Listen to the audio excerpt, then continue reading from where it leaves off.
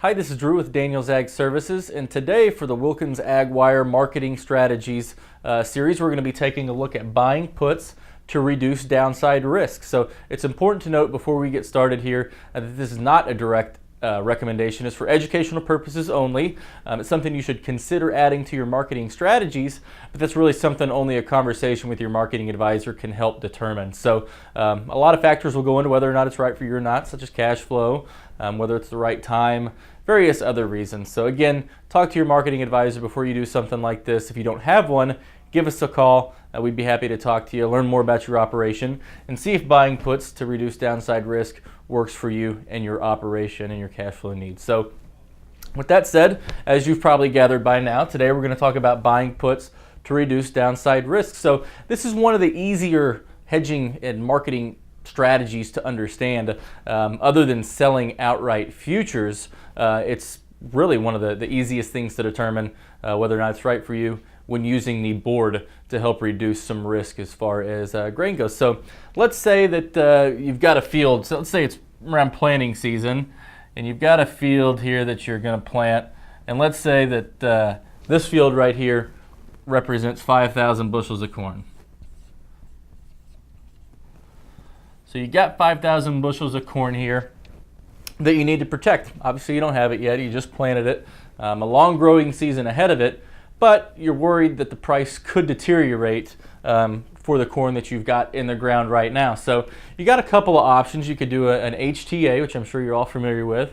You could sell an outright futures contract, but the only problem with those two is you're locked in at a price when you use those two marketing strategies. So let's say for this, there's a lot of uncertainty in the growing year ahead, so you want to reduce downside risk while still giving you the ability to participate should the market trade higher. So you're in luck. The futures and options market has something great for that, and it's called puts. So if you're not familiar with puts, let us know. We can have a 5-minute conversation, get you up to speed on puts, how they work, risk involved with them, what have you, and you'll learn a little bit in this video too if you're not familiar with them. So we're going to go with the put option because we want downside coverage, but we also want to be able to participate in the market should it trade higher. So that's why we're not using the HTA or the futures. So let's just say that $4 is where we are right now. And so we want to buy a $4 December corn put. So this is what we're purchasing. So as you noted, I said buy. So there's a cost associated with this type of strategy. So let's say right now this $4 put cost 30 cents.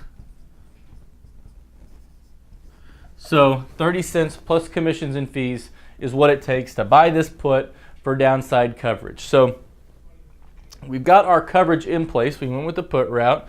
So let's fast forward all the way through growing season. It's harvest time. This option's about to come off the board. And let's say we really didn't have any weather issues. If they were, they weren't significant. We had a great crop, a great yield, ending stocks pretty high. And let's say that the futures market continued to dwindle throughout the growing season, and at expiration for this option, let's say that futures were at $3. So unfortunately, the market sold off, but you also had this coverage here because you bought this $4 put. So the difference between these two is $1. But you don't get to keep the full $1 gain on this $4 put due to the fact that we had a cost associated with this of 30 cents. So basically, you subtract these two and you get 70 cents minus commissions and fees. So you got the dollar gain here from where you bought the put, which gives you the right, not the obligation, to be short a futures contract from $4. And then the futures, when the option expired and turned into a futures position, was down here at $3. So you gained $1 on the put that you bought, but you've got to always take into account your costs. So 30 cents plus the commissions and fees puts you down roughly around 70-cent gain. So good thing that you bought the put. Obviously in this example, when you go lower, an HTA or a futures contract might have panned out better because you wouldn't have had to pay the 30 cents to get into the position to protect you to the downside. But however, there's no margin associated with the long option position. You know your risk up front, so that's why a lot of people like puts. So Let's flip that, and let's say that there were some weather issues throughout the spring. Yield wasn't that great. Ending stocks are lower than folks expected them to come in at. And let's say that futures are up here at $5 at expiration. So what happens? We've got the same difference here. We've got a dollar difference. So we got a dollar difference here. I'm not sure if you can see that's a little small, but so the same dollar difference. However, you don't lose a dollar here at all. As noted, the only risk when you're buying an option, there's no margin associated with it, and your only risk is what you pay for the option. So once again, we got to consider the cost here. So 30 cents plus commissions and fees is your cost on that.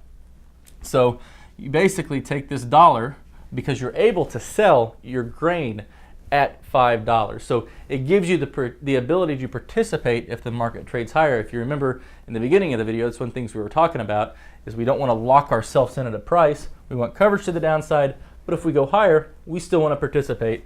And having the put allowed us to do that. So $5 is where futures were. It's a dollar difference, but you got to subtract the 30-cent cost. And so once again, 70 cents was the gain that you'll make up here selling your grain. So that basically covers buying puts to reduce your downside risk. It's a great strategy to think about adding to your marketing repertoire, especially when you want some downside coverage, but still the ability to participate if the market trades higher, like it did in the second part of the example here. So remember, as noted, it's just an example. This is not something I'm telling you to go out and do.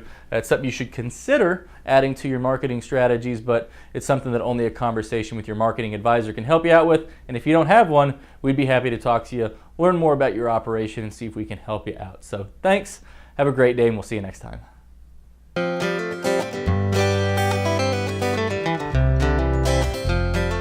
When investing in the purchasing of options, you may lose all of the money you invested.